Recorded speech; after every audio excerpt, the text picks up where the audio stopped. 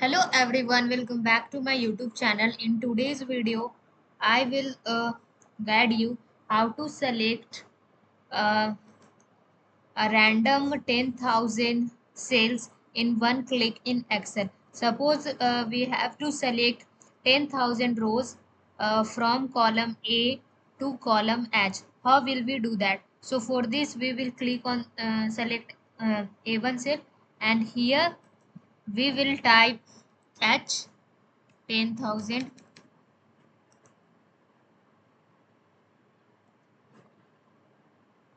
Yeah, at 10,000, and we will type shift plus enter, and here in a one click 10,000 rows has been selected. And if we want to give a border, we will go to home tab, we will click here and we will select all border. So in this way 10,000 rows has been selected in one click.